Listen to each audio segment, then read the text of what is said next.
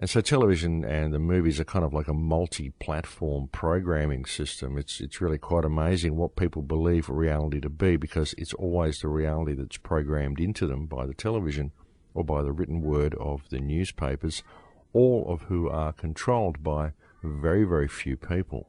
But you'll find that many people haven't travelled and haven't seen the world the way it really is. If they have travelled, they've done so as a tourist, and they've been led down the little tourist avenue and they've gone to buy souvenirs so they can tell their friends that, yes, I've been there. But they haven't really gone and seen the country and joined with the country and joined with the people and met the people and truly got to feel the people and feel the earth the way it truly is. And so most people's perception of reality and their perception of what is going on in the world is that which is presented to them by the powers that be. So again, we see the control of people's perceptions and the control of people's minds and the imposition of a false reality over the collective consciousness of the species.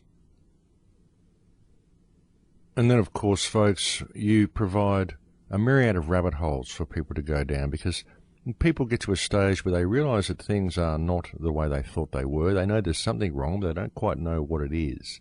And so you provide a myriad of conspiracy theories for them, and you present shadowy controllers behind the scenes who are controlling things, reptiles, aliens, all sorts of stuff, but always something too big for the people to deal with on their own.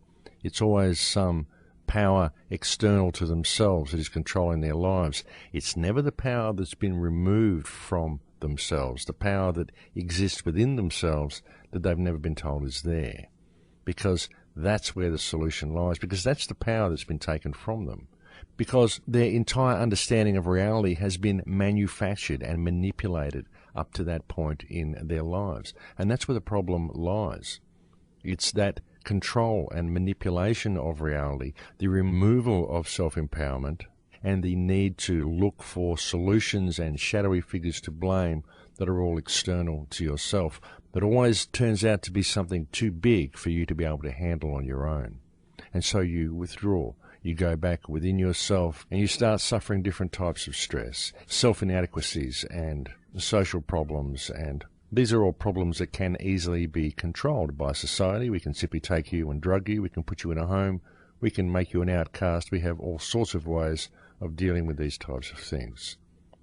And that's the way it's very cleverly designed, folks, because by designing it this way, the problem is always presented as being way too big for the individual to ever be able to make a difference. The problem is presented as a monster that we need a superhero to come and fix.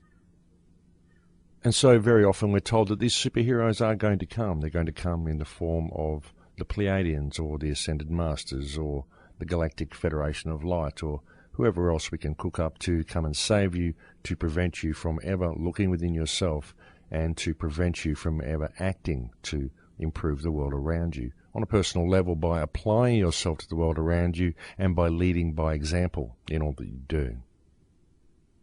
So you see, folks, it is actually quite easy to control the world by controlling people's perception of the world. You simply have to know how to manage the whole thing. And of course, one of the most important factors is something that has been mentioned so very many times in the past, and that is, of course, the monetary system and the manner in which the human experience has been turned into commerce. And again, this is a false reality, folks, because what we see is that people have had a commercial reality superimposed over actual reality. And the imposition of commerce upon people, turning their lives into commerce, has removed people of the ability to truly give and to truly be supportive of each other. And the imposition of commerce over the human experience also very much serves to hold back the human experience and hold back any true evolution of the conscious mind of man, any true awakening of the human species, because everyone's always caught up in this paper-based, money-based reality, which is not what reality is. And it's very difficult for people to think outside of the commerce box. It's very, very difficult for people to grasp any concept of a reality that did not involve commerce, because this has been the basis so far of their entire human experience. And so it becomes very difficult for them to even conceive that there could be another way to do things. But as I've pointed out before, you had cultures such as the Vedic culture, which was all based on giving, and it functioned very, very well. And you can actually look back through Indian records and you can find ancient texts such as the Vimanaka Shastra, which talks about flying machines and talks about different ways of operating these flying machines, and like quite literally pages and pages of complex flight manuals that bear no religious meaning and tell no particular story. They're not exactly interesting reading. They're just books of flight manuals. And these books make mention of mining minerals from the earth. It talks about there being 3,000 mineral-bearing layers in the earth. So they had a pretty advanced knowledge of things, folks. And they talked about mining operations harvesting some of these minerals from the earth, different minerals that they would need in the construction of flying machines. And folks, you can go and find these books for yourself and read these things for yourself. The Vimanaka Shastra, there are all sorts of ancient Indian texts which say some very, very remarkable things. So these people had the technology. They had incredibly powerful giving cultures. They were able to build things that we can't do today. And they knew as much about mining and as much about resources as we do today, only they based their whole society on a giving culture, and they also seemed to display a reasonable amount of responsibility in their mining procedures because they didn't really damage the earth the way we are doing today, because we have a society that is based in commerce, so we have to keep extracting stuff. We don't make anything to last because we've got to keep supporting this economic system. So it's the economic system itself that is creating all of the pollution and all of the problems that we're seeing with our environment. It isn't necessarily the people.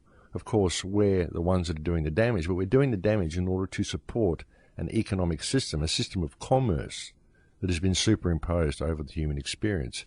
And this system of commerce itself requires the destruction of the planet. So you've got to ask the question, where did it come from? Who put this in place? Whose idea was it to run things like this? You've got to ask yourself how humankind benefits from this system. It's the system of commerce that is the problem, you see. So the people need to step back and realize that it doesn't serve humanity's best interests. And all you've got to do is, as I said, look at cultures such as the Vedic cultures. Look at the monuments that the ancient people had. Look at the pyramids, look at the Mayan ruins, look at what exists in all of these ancient texts and the things they talk about. They had some pretty remarkable cultures, and they had some pretty remarkable technologies. And we are being prevented from any of these technological achievements and any of this forward motion of the human experience and the forward motion of human consciousness by a system of commerce that's been imposed upon us. That's really the basis of the whole problem, folks, is that life on this planet, human life, has been replaced by commerce. And even as far as things like free energy go, the amount of free energy devices that have been presented to the world that we could be using now, the only thing that prevents the implementation of these devices is, again, the system of commerce. And when you look at it this way and you really think about it, folks, then of course the only way that people are going to accept such a commercially based reality is if you have first removed all their power from them, if you have first removed all their knowledge of the past, all their knowledge of history, if you have first reshaped their perception of what reality is via all of the methods that I previously outlined for you. So people really do need to step back and pay attention to what is actually going on here. And again, if people wish to use a system with which to trade with each other, well, that's fine by me, but let's just make it an honest system that isn't based on interest-bearing debt. Let's make it a system that actually serves human needs rather than one that removes human beings of who and what they are, and one that extracts this many resources from the planet. Because we keep hearing about how we're running out of resources and we need energy and we need this and we need that. But you've got to understand that it's only because we are supporting this economic system. We could actually build things to last. And if we built things to last, we would have a lot more leisure time. We would have a lot more time for philosophical pursuits. We would have a lot more time to experience reality, a lot more time for pleasure, and a lot more time to find ways of taking the human experience in fantastic and wonderful directions. But we are kept from all of these pursuits by supporting the system of commerce that has currently been superimposed over the human experience. And speaking of energy needs, folks, it needs to be made very clear to everybody that there is no energy crisis on this planet.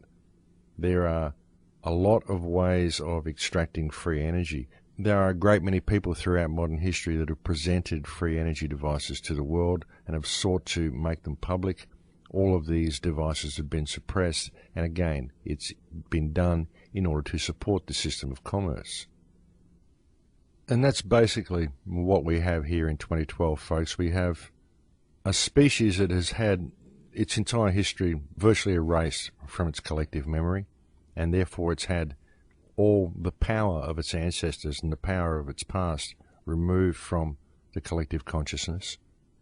We've had a system of commerce imposed over the human experience which serves to destroy the planet that we live on and to enslave those who work within the parameters of the system. And we have a governing body above the people, and these people simply run the respective arms of the global corporation, because that's what modern society is, folks. It's a global corporation, and all that operate within the parameters of this corporation are enslaved to a system of commerce which serves to extract all the resources from the planet and to make humanity the most expendable thing within its parameters. As sad as it is to say it, that is actually what's going on, and that is how the world is run today. And we'll come back to this in a few minutes, folks, but I think it's break time now, so I'll leave it there for now. Thank you for spending this time with me today, and I'll speak to you again after the break.